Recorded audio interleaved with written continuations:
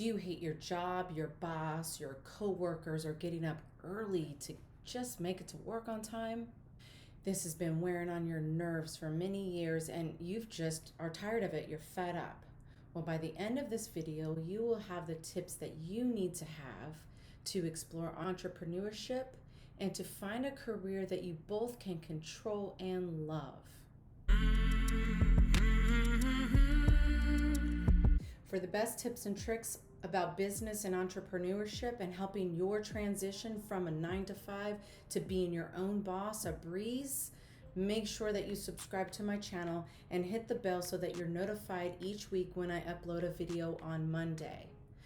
By doing so, you help support my channel so that I can help a wider audience. And I thank you for your support. If this is the first time you have visited my channel, welcome.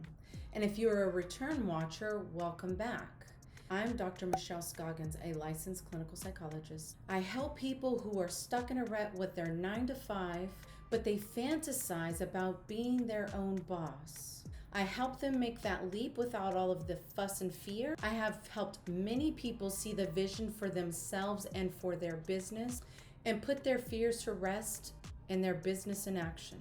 Okay, before we get started, I want to talk to you about people.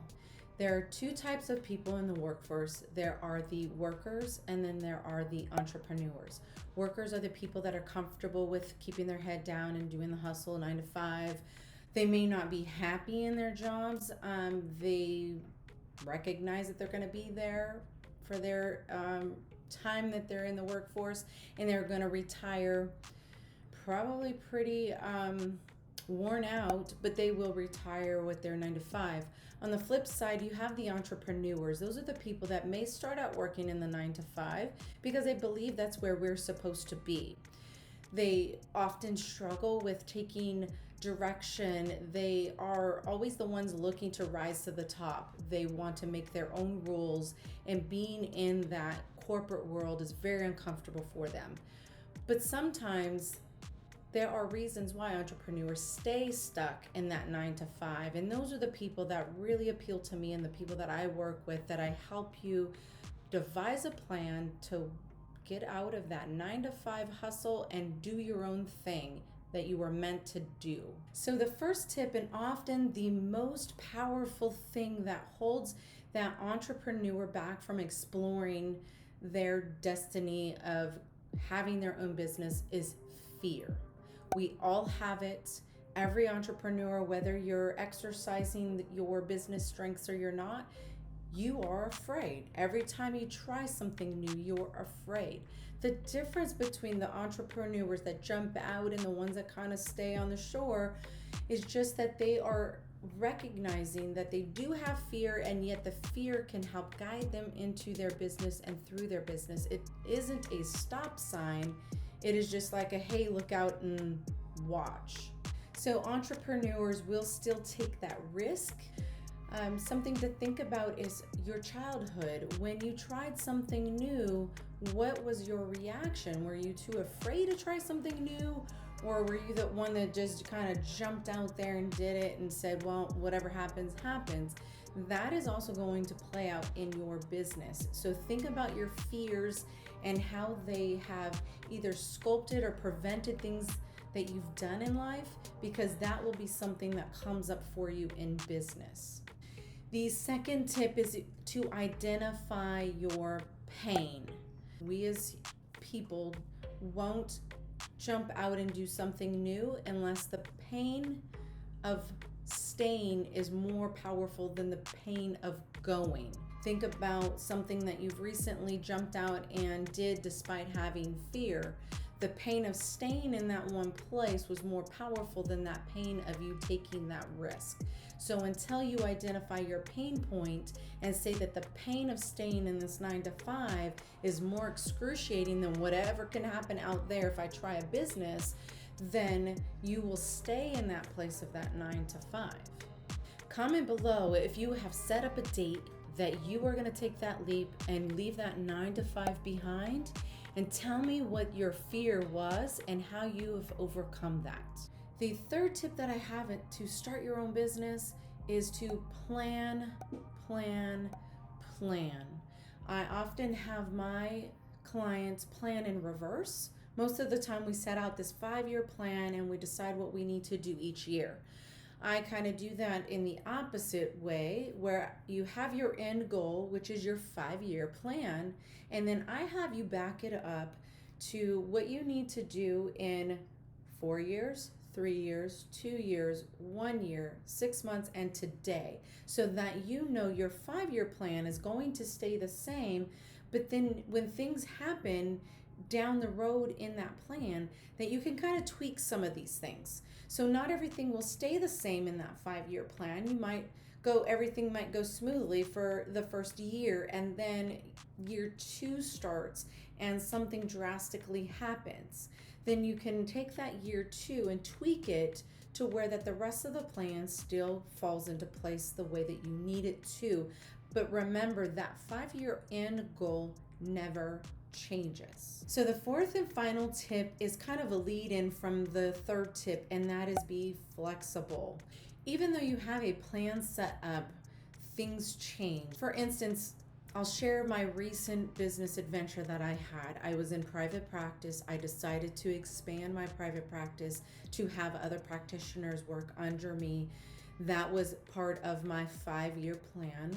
My 5 year plan is to be working from home, being on vacation as much as I can be, and having multiple income streams that I don't have to monitor. That group practice was going to help me get there because other practitioners would have worked in that office to where I could have pulled out and been free.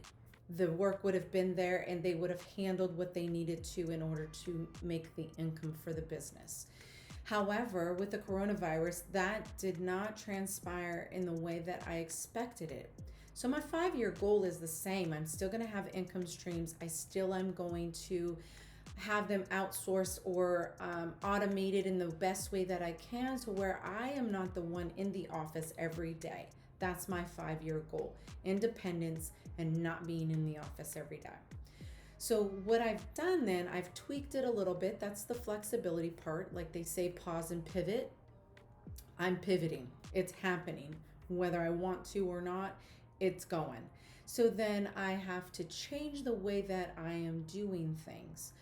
No different in any other business. It doesn't mean that that business itself failed. It just means things changed and I had to readjust. There's nothing that in your own business that you have to be concerned about or worried about if sense of failure. You have to readjust as an entrepreneur what you believe failure means, because some things work and some things don't work. That doesn't mean that ultimately you have failed. Now, if I would have set out my 5 year plan to be a group practice owner and that was the end all be all, then possibly I would have been looking at a huge failure. But that was not my 5 year goal. So I've just been able to put things in place that still helps me get to that 5 year goal. I hope these tips were helpful for you and that they really set some fire under you to start your own business and get out there and be an entrepreneur. There is no better time than right now in our current societal culture is to get out there and have an online business or a virtual business of some sort. There are a lot of people out there doing it. There's a lot of direction that you can get from that. Remember, being an entrepreneur and your own self-boss means that you're in control and you get to drive what you become. You get to put your energy where you want it to be. You don't answer to anyone else. And for me, that was the great part of being an entrepreneur, that I get to put my craft and my label on that craft. As an added benefit, I linked below a worksheet that you can download that kind of is a kickstarter to thinking about entrepreneurship. It walks you through how to walk out of the corporate world and be your own boss, and the things that you need to put in place in order to start that adventure for yourself. Feel free to join my mailing list, which is also linked below, where I send out monthly newsletters offering free tips and tricks about entrepreneurship and business. I also have added a link below to my book that I just released. It's an ebook called How to Quit Your Job Like a Boss and Start a Career That You Love. It's available now on Amazon. But wait, it doesn't end there. I've also linked below some other videos that I have that are related to entrepreneurship and business. To stay informed on my business tips and tricks, don't forget to subscribe, like, comment, support my channel. And until next time, remember, you are the one that has the power to bring your dreams to life.